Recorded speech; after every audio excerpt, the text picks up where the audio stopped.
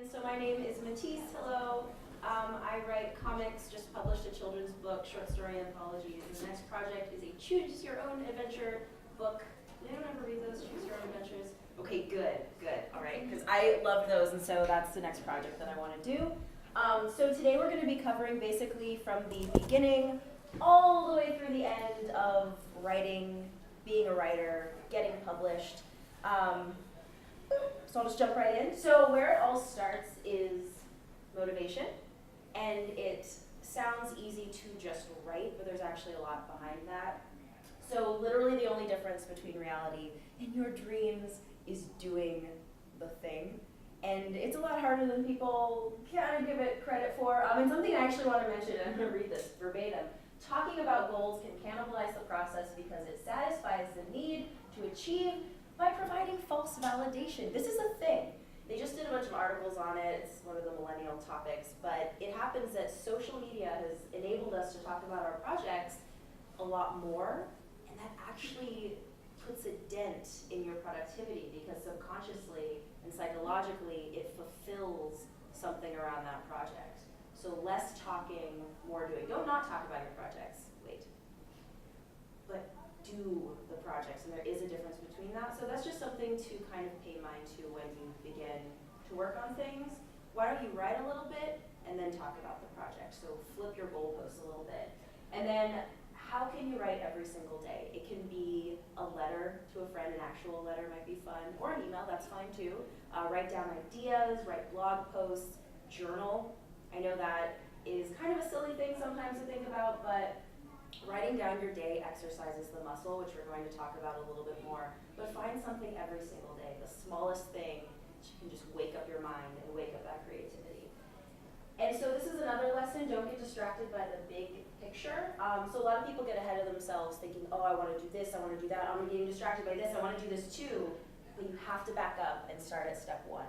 And a lot of this feels very elementary, but I just want to remind you about it, that you need to start very, very, very small. And don't get caught up in that destination. You need to think about how to get there because everything is literally step by step until teleportation is a thing. That's a stupid joke. Anyway, also, so I'm going to go on a little bit of a tangent for this next one here that is tied directly to motivation. Never, ever compare your success to another person. And I know we hear about this. This is something that I feel like is talked about more and more with social media and how people can kind of tailor their presentation to you. But I really want to talk about this for a second about acknowledging your circumstances. And what's important for a lot of people and a lot of influencers to do, which they don't, is to acknowledge their circumstances in relation to the people following them and being inspired by them. Because if you look at a lot of success stories where it was like, in a year they accomplished these 42 things and there were only 12, you have to think about they had parental support, some other people had spousal support, some other people don't have to pay rent, some other people don't have to work, and it's very rare when people talk about that. People like to talk about their success, and this is in no way questioning the product or the talent. Nothing to do with it. I'm talking about time and motivation. Because when I finish a 70-hour week, it is that much harder for me to sit down and write than someone who has nothing else to do during the day but write. So you have to be realistic with yourself and really respect yourself and respect your circumstances. So again, never compare yourself to everyone else's success story. And again, this is all really elementary, but it's just a reminder to respect yourself and respect your circumstances in relation to your projects. So exercising the writing muscle is something, as I mentioned before, you should do every single day. So keeping your craft evolving. So when you're writing, whether it's letters, whether it's emails, whether it's a blog post, a key is getting it seen by as many people as possible. And why this works your muscle a little bit harder is because you'll get feedback, you'll get different perspectives, because you do not want to get caught in an echo chamber with yourself. Because of course you're going to validate everything you write. Of course you're going to be like, this makes sense. But then if someone else comes in and sees it, they're going to be like, this doesn't seem real to me. This doesn't make sense. I actually work in this industry. I actually understand this context.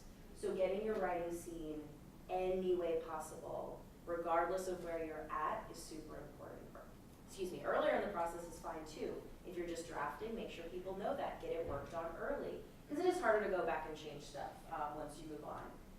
But yes, bring in new perspectives. And then for keeping your craft evolving, social media is a huge resource for all of us. So you could join a writer's group. There are tons. You can look on Twitter. You can look on Facebook. Maybe even Instagram will have some that you can look at. And if you can't find something in your area, start your own. We literally have the entire globe at our fingertips, so take advantage of it. Oh, and then fan fiction. I'm probably going to mention fan fiction a lot. So fan fiction is one of the best ways to exercise your writing skills because it provides live feedback. There is a built-in community, so you have that support. It's a positive source of feedback. And then the crossover to original work is easier if you're beginning writing. Fan fiction throws you into the deep end. You're already comfortable with the context. It makes writing not necessarily easier, but more comfortable for you, so that when you're ready to make the jump, you have that foundation already built. So I would encourage everyone who is not writing fan fiction to start, because the passion is already there, the motivation is already there. You'll be inspired by your own craft, by everyone's feedback and support, and that'll just build up your confidence to move on to original work. So definitely encourage everyone to jump into fan fiction. I feel like most people at this con in particular probably already do. Who writes fan fiction? Anybody? A few people? Okay, everybody should. Everybody should.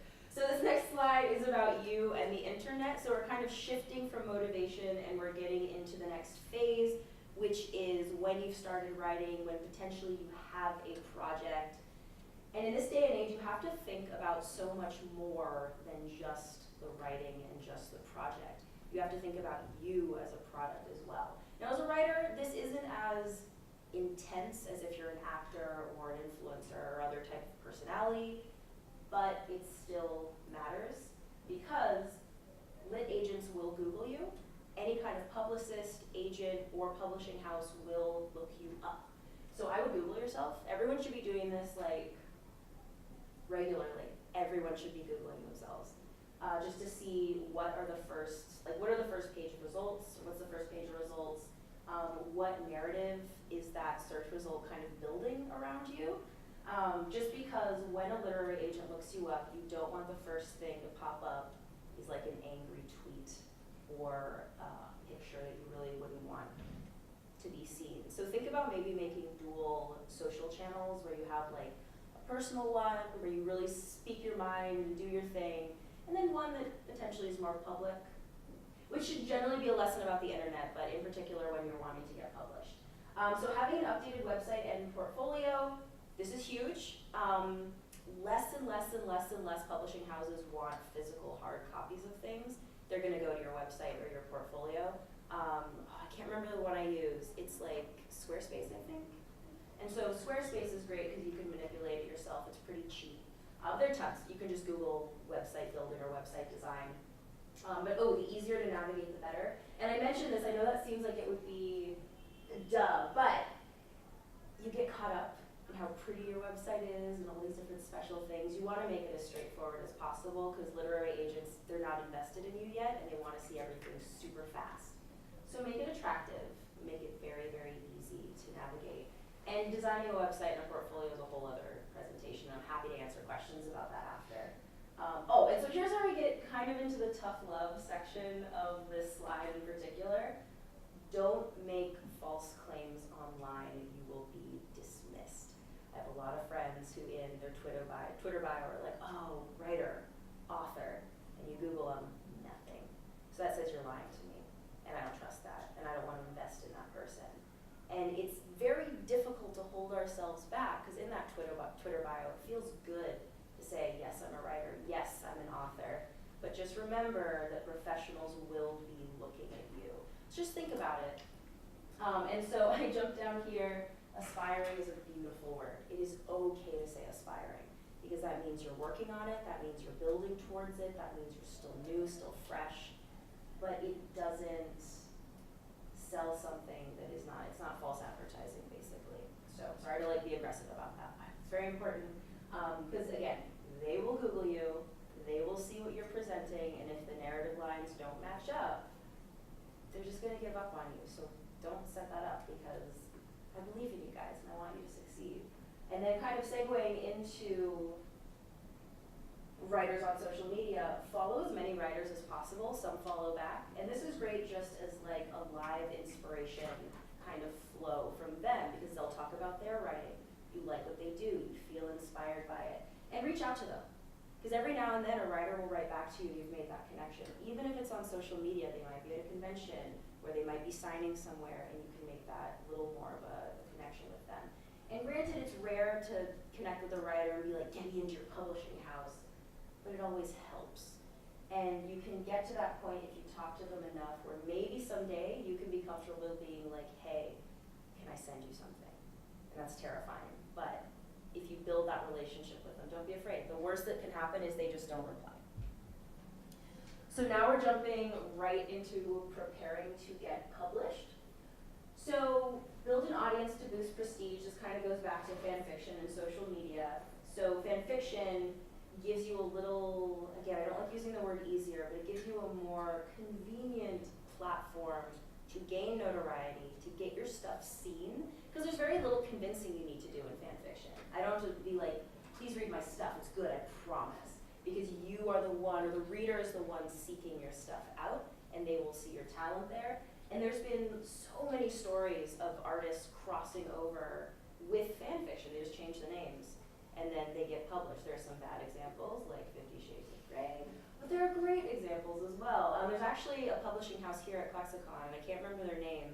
They did a panel yesterday on putting yourself in the narrative. So they're a publishing house that specifically is known for taking fan fiction writers and publishing them. So if you just look up that panel, they'll have their name. I should have gotten that, sorry. But yeah, so when you already have thousands of notes on a posting, or tons of kudos or compliments and comments, and you're comfortable, you can kind of direct a publicist, let's say, and be like, hey, I'm a big deal. And they'll be like, you're a big deal, I'm gonna stake my reputation on you. Because a publicist or an agent is gambling on you every single time. Every new writer is a gamble, and that's why they Google you, and that's why they look at your portfolio, and why it is important to present a kind of polished, put together, yes, I'm saying yes, I can meet deadlines kind of persona. And then on social media as well, so there are two examples I want to talk about. There was one woman named Olivia Cole. She wrote a Twitter thread that went absolutely viral. She went to a house with her husband. She is white, her husband is black. She went to a house and did the whitest thing ever and just kept excusing really big red flags. I see some nodding. So she'd go to the house and there was a door that led to nowhere, and the husband was like, fuck this. She was like, this is great. So that Twitter thread went viral. 2 months later, she released a book and it made it to the bestseller list. I didn't know who the fuck she was until that Twitter thread. So that's another thing, building your social media, building you as a person and a brand. Another example is, oh crap, I forgot his name, something Ellis. He had a horror story that he was building out of a Twitter thread. See, now they're not. So it was Dear David. It was about a baby ghost or something that would haunt him in the night. And he had photos, right? And he had photos as well, and it built up this narrative. And there was like a fervor around the story. And then he published his book, and it got to the bestseller list. So these are things to think about as well, that because of social media, you are not just the project anymore. You are a person that you are marketing as well. Sorry to hammer this home so hard, but it's important. Notoriety can come from any of these points. Use it, because the more people that know you, that's just more people to buy into another project and another passion that you have. Finding a niche. Now this one is mainly tied to self-publishing, I would say. So for example, there's a huge market for erotica in self-publishing. A friend of mine made a very comfortable living writing werewolf erotica. And she found this niche herself. She self-published and found this fandom that subscribed specifically to this context. She made bank on this stuff.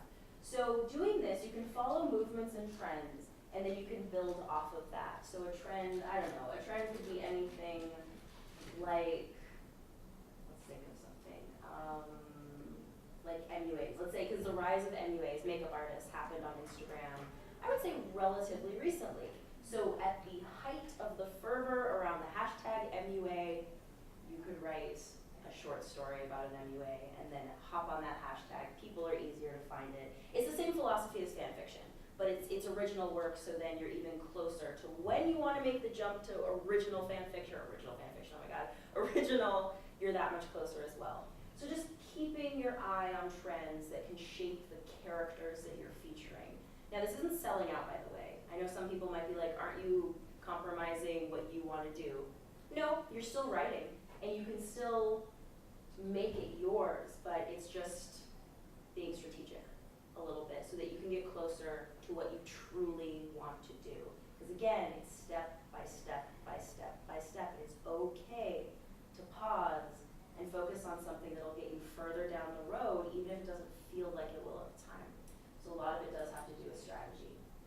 And then creating opportunities is an interesting one. So if you work in a nonprofit, if you work at a school, if you work at a library, if you work in a museum, you can create projects tied to that organization. So for example, my children's book is tied to a museum. This museum's awesome. It didn't have a children's book. And I was like, hello, can I write a kid's book for you guys? And they were like, yeah, we've never thought of that before. And I owned that project. I found the illustrator, I found all of the different editors, they paid for everything, but I found all of the different people that were going to be part of this project, and I pitched it to them, which we're gonna get to that in a second, but I pitched it to them, sold it to them, pointed at the other things I've done, because at that time I had been 3 issues into my comic series, and I was like, look, I've done stuff, you can trust me, look at all this evidence, let me do this for you, let me create this opportunity. And they bought into it. It was great. The children's book is published. And so you can do that, and it ties all the way back to creating that kind of dependable, trustworthy persona so that when you walk into a room, you can be like, you know I can do this. That sounds arrogant. But you know what I mean. So you can walk in and be like, I have all of this evidence that you can trust me to do this. So creating opportunities is easier than you think. And at the end of the day, just ask, because again, what can you lose? Yes, maybe they'll say no, move on to the next one. Because if they say yes, that's amazing, and you've created something that can influence the rest of your life. This kid's book that was a created opportunity has got me more recognition and more respect than, unfortunately, the comic books or some of the other things. So look into that, and you can get very creative with that as well. So using a publicist, so connecting to a publicist, and for anyone who doesn't know what a publicist is, they're someone who comes in and sort of markets you. They can also advocate for you. They can kind of coach you with the goal of getting you published or getting you printed or getting you in a movie or whatever your end goal is. So they're kind of like your life coach with this very specific context around, I'm an aspiring writer, I want to get published. So publicists, you can Google them. I'll have a resource and a couple of slides that you can look at for publicists as well. But they're useful people. It is money, so do think of that. But if you have a little bit of disposable income, you can apply it towards that. It just takes a lot of the work off your plate, which is useful. And then of course, all the way at the bottom, self-publishing. So self-publishing is super easy now, and there are pros and cons. I have a strong opinion on self-publishing. I will try not to be biased, but self-publishing is pretty easy. Amazon is super easy. CreateSpace, which is created by Amazon, you literally go onto the website and you're like, I would like to publish, and you click a couple buttons and your work is live. You can book for ebook, you can book for hard copy. It makes it super easy, so you can go straight to Amazon or CreateSpace now. The only reason that I would caution against self-publishing is because you don't have a support or foundation system built into self-publishing. It's all you. And if you have that confidence, if you have a brand already built, if you feel like this is right for you, go for it.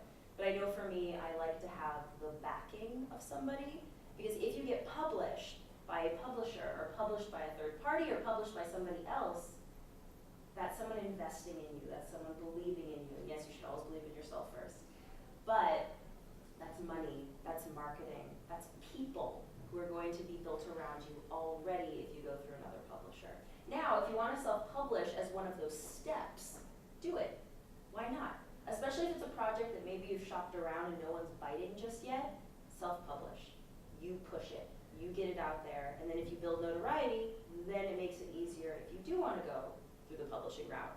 Because with things like Comic-Cons and conventions, self-publishing is great because then it is just you, and that makes it cleaner if you're a person-to-person seller. Because you can bring your books, you don't have to worry about overhead, you don't have to worry about paying out everybody else. It is you selling a book, you're receiving money, and you person the building of your brand. So there are pros and cons around it.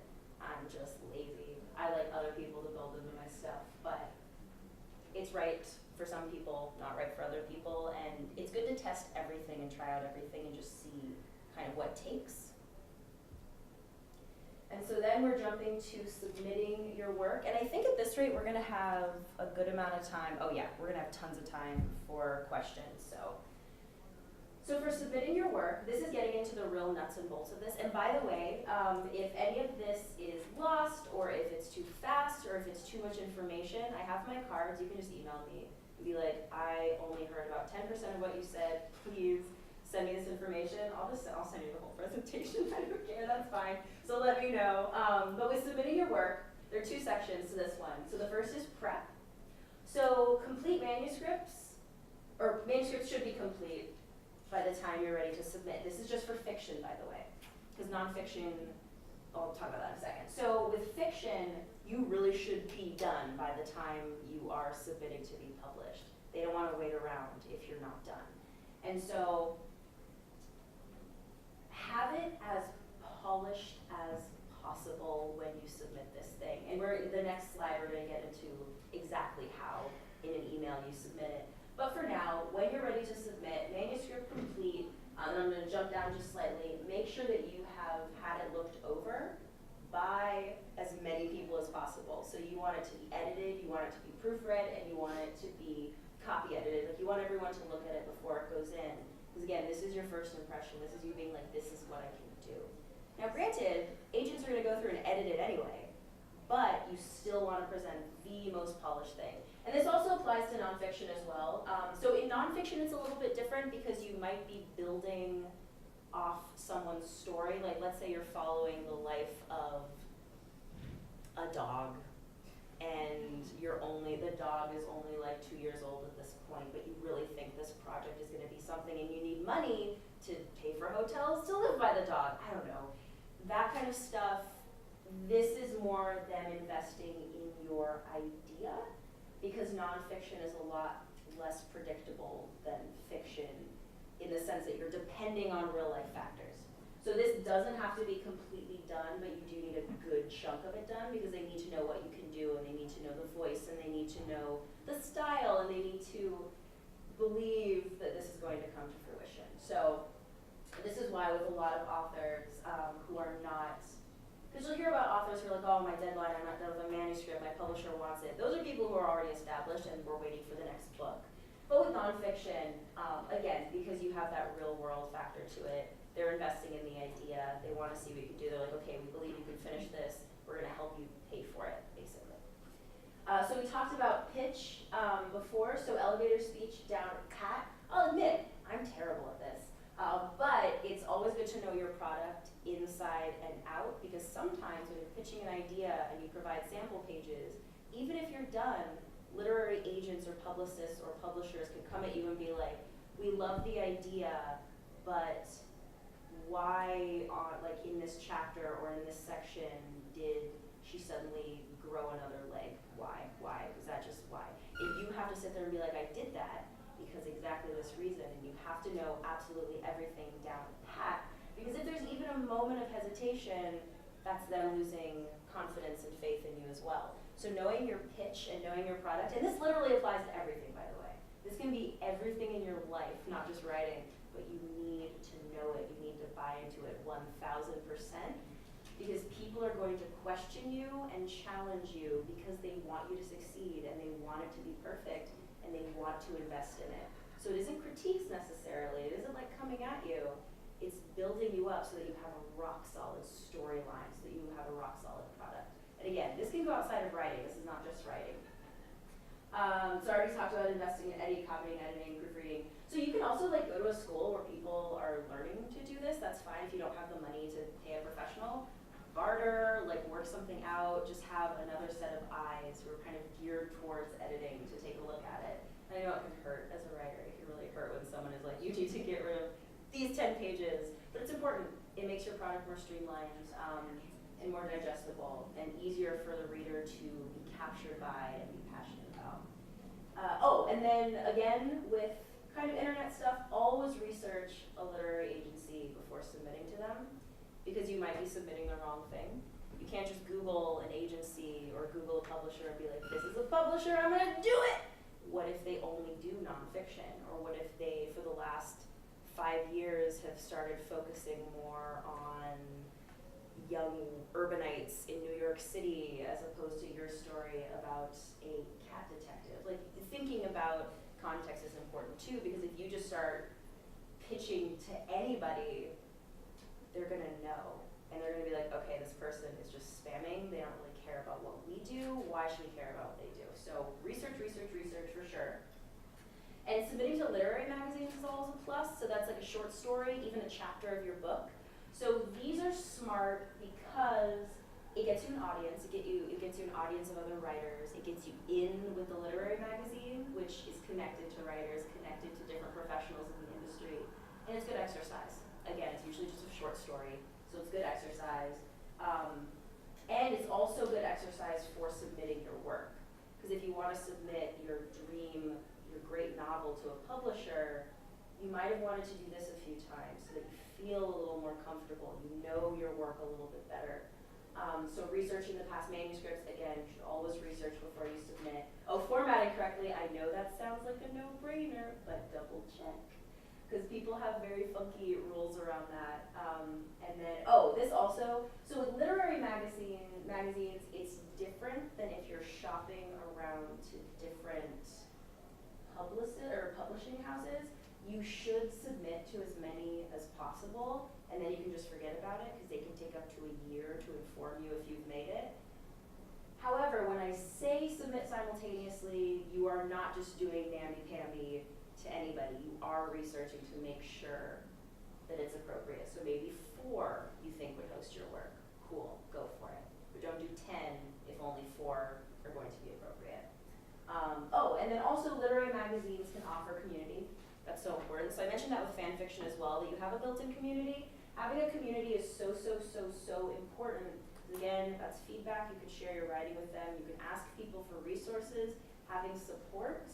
Because let's say you're in a writer's collective and a few of the writers are crazy successful, they're going to retweet your book. They're going to promote you. They're going to support you, and that's their audience. That's thousands of people, or that's this or that. So community is important. It's sometimes easy to get isolated as a writer, particularly if you're not invested in something like fan fiction or invested in a writer's group, because it is a very solitary practice. You don't like people, right? That's how you Googled that the other day. Anyway, so this is good to have a community. Sometimes it can be a little scary, but it's very important for your craft and for yourself. Now, another very just straightforward nitty-gritty.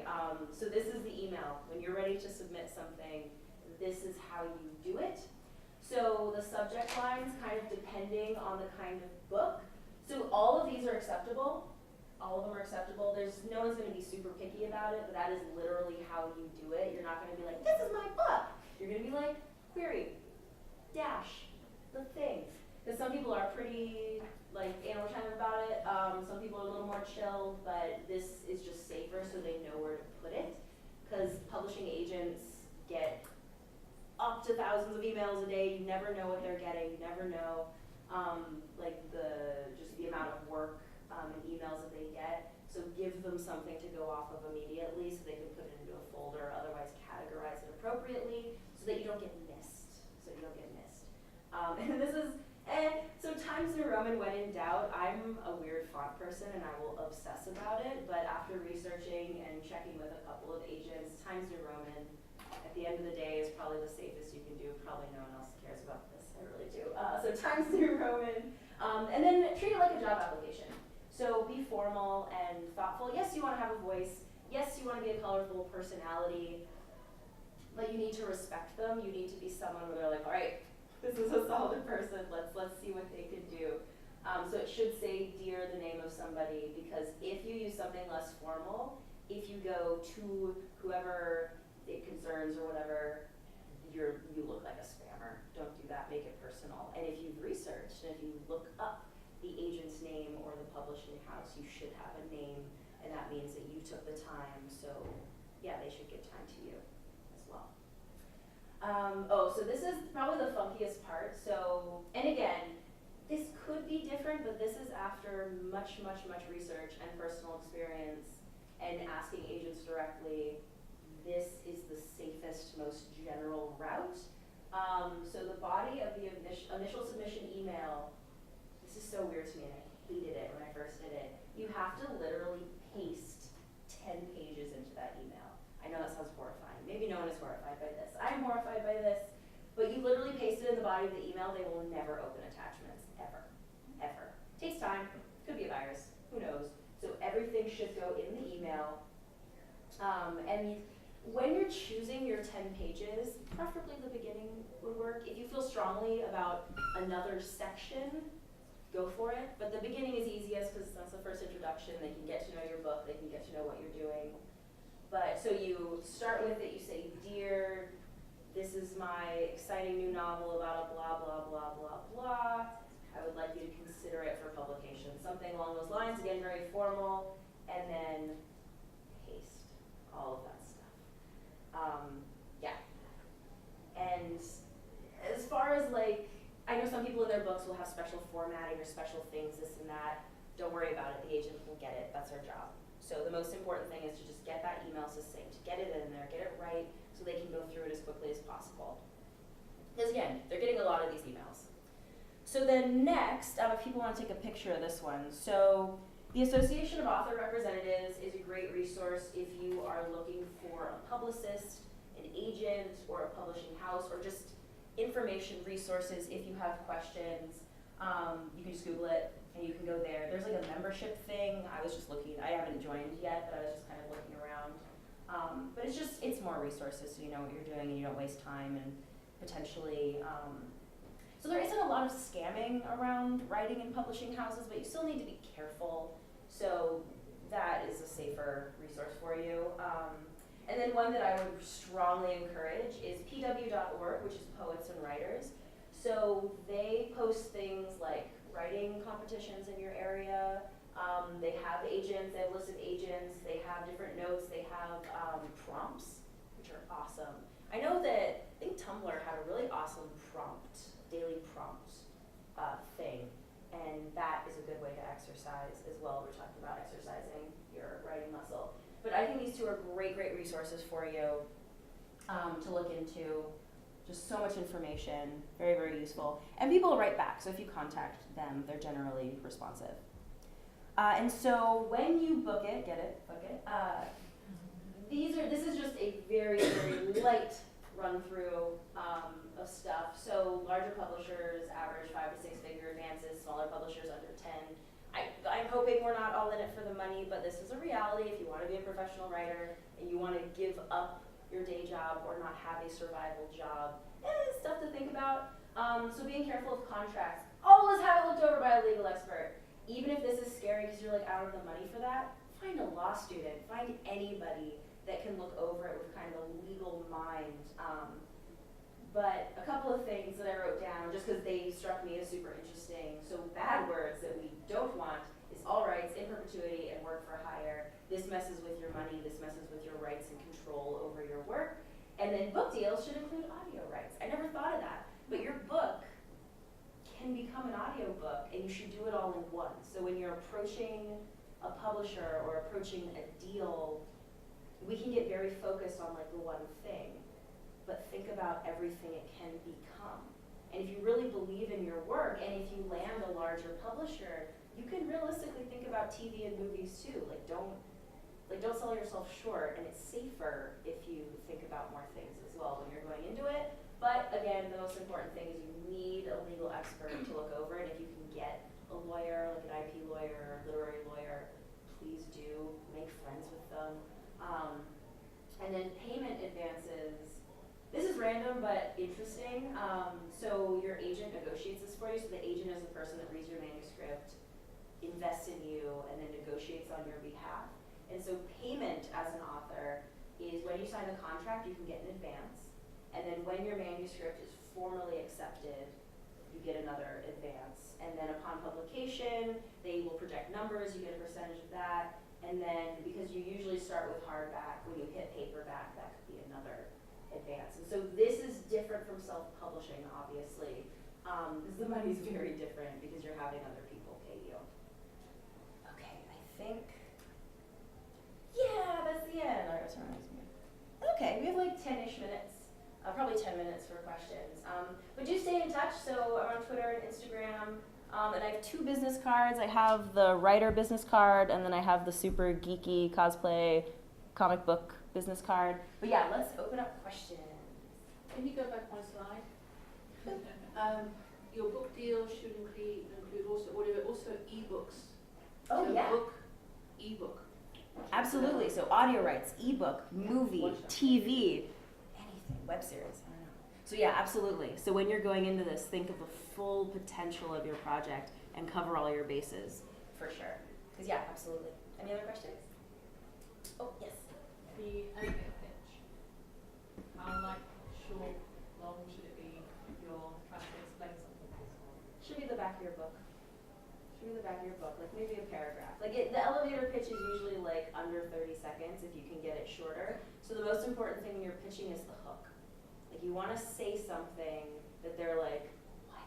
So something that's kind of a trick when you're marketing or when you're making like a poster or a banner or an advertisement is a thing that's kind of low-hanging fruit is to ask a question instead of telling somebody something. Like a question could be like, what would you do if you found out your entire past was a lie?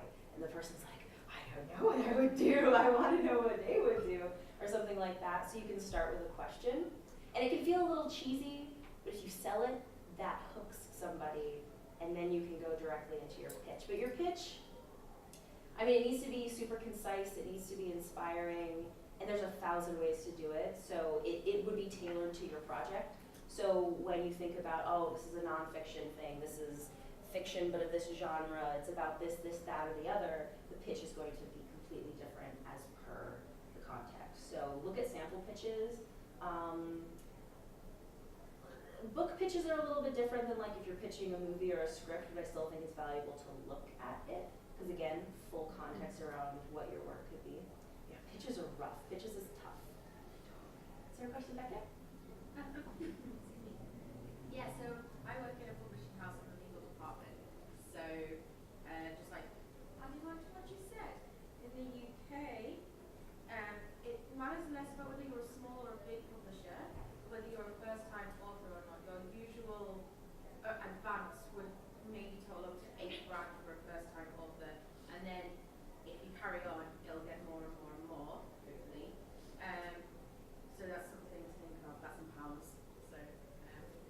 And then your advances as well, because when you sign with a publisher, you get royalties on every copy or type of derivative or whatever sold.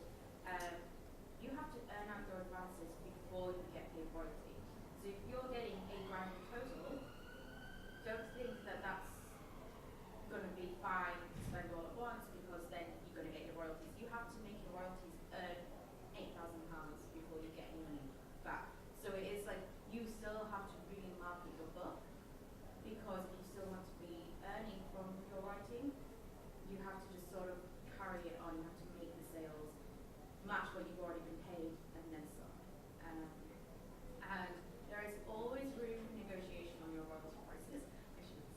But there's always room to negotiate on your royalty percentages.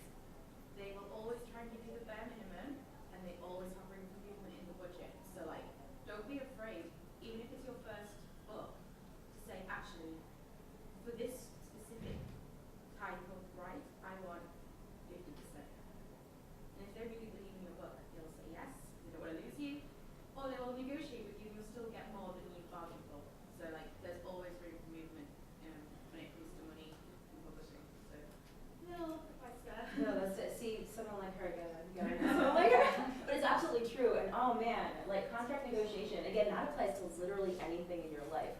because you're worth more. You always are worth more, so always push it. That's awesome. Thank you so much for that. Any question? Right, yeah, what's your opinion on things like ink shares? Where you have to get a certain number of pre-orders and then they'll publish your book for you. And also perhaps, what about serializing stuff and then having a Patreon? Ooh, yeah. crowdfunding? I mean, it's always going to be a little bit tougher for writers on that kind of stuff, just because you have a higher sort of barrier. So there's language barriers, there's context barriers.